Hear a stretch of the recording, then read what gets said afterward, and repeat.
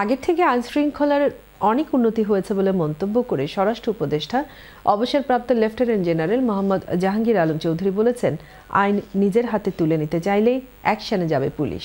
বৃহস্পতিবার সিলেটে একটি থানা পরিদর্শনকালে তিনি এসব কথা বলেন। শামীম হোসেনের ক্যামেরায় সিলেট থেকে বিস্তারিত জানাচ্ছেন মঈনুদ্দিন মঞ্জু। বৃহস্পতিবার সকালে স্বরাষ্ট্র উপদেষ্টা লেফটেন্যান্ট জেনারেল অবসরপ্রাপ্ত মোহাম্মদ জাহাঙ্গীর আলম চৌধুরী প্রথমেই সিলেটের এয়ারপোর্ট থানা পরিদর্শন করেন।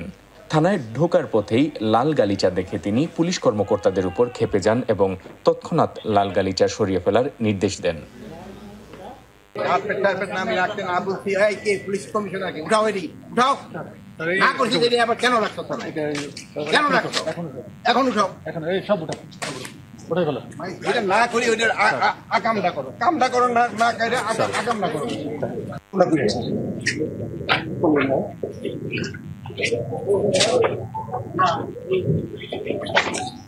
এই থানা বিধিকে দরকার আছে না।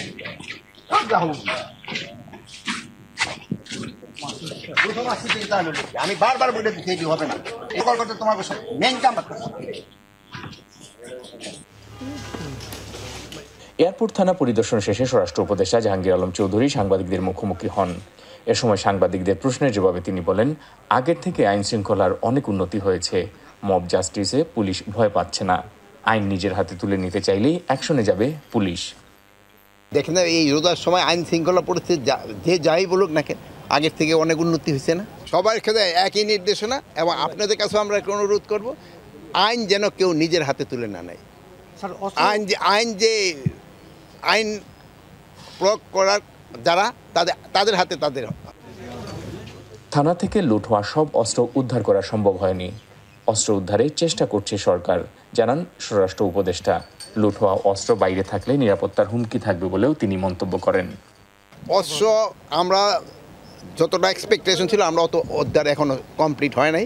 আমরা চেষ্টা উদ্ধার করতে, যেটা নিয়ে আমরা পারিনি ওইটা তো আমরা বলবোই। অস্ত্র বাইরে থাকলে তো কিছুটা হুমকি থাকবো। যেমন ধরেন, এখন আপনি এখন রোদ্রের দাঁড়িয়ে রাখেন, একটু গরম তো লাগবেই। সাবেক প্রধানমন্ত্রী শেখ হাসিনার বিরুদ্ধে ইন্টারপোলের রেড নোটিসের বিষয়ে নতুন কোনো আপডেট নেই বলেও জানান স্বরাষ্ট্র উপদেষ্টা। সিলেটের স্বল্প সময় অবস্থানের পর স্বরাষ্ট্র উপদেষ্টা সুনামগঞ্জে যান। সেখানে তিনি পুলিশের থানা ছাড়াও কয়েকটি উন্নয়ন প্রকল্প পরিদর্শন করেন।